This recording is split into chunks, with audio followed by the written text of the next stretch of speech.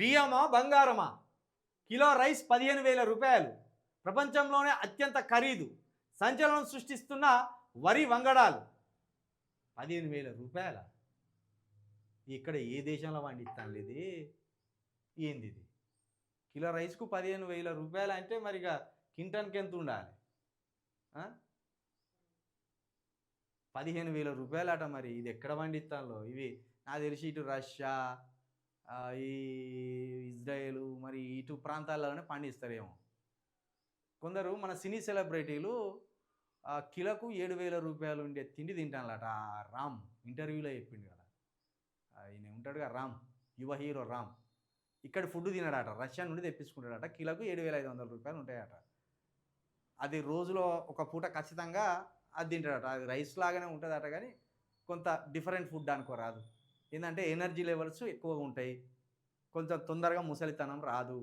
ఇట్లా ఇక ఈ మన మహేష్ బాబు, ఈ రామ్ చరణ్ వీళ్ళు ఈ వాటర్ తాగరట, మన వాటర్ తాగదట, హైదరాబాద్ వాటర్ తాగరట.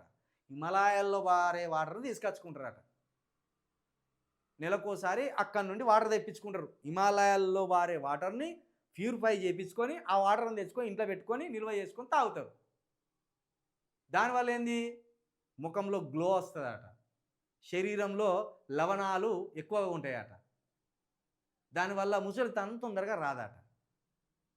మనం వీళ్ళ సినిమాలు చూస్తే వీళ్ళు చేసే కథలు ఏంటంటే ఒక ఇవి మనం మనం 300 రూపాయల కదా టికెట్ కొనంటే మనం కొంటాం. వీడేం చేస్తాడు?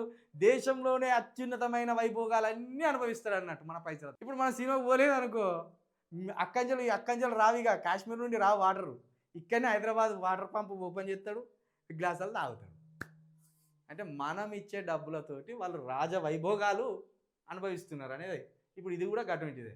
ఇక బియ్యమా బంగారం అని ఇప్పుడు దీంట్లో కనుక అస్సలే వృద్ధాప్యం రాదు. ఈ బియ్యం తింటే, ఈ ఆహారం తింటే అన్నాం అనుకో, రాజకీయ నాయకులు ఇంకా కొంచెం అవినీతి ఎక్కువ చేసి అని బియ్యం కొనకచ్చుకుంటారు. ఇక సినిమా స్టార్లు ఇంకో 100 రూపాయలు టికెట్ ఛార్జీలు పెంచి ఈ బియ్యం కొనకచ్చుకుంటారు. ఇది మరి ఎవడు తింటాడో వాటిని, ఎవడు వాడుతాడో.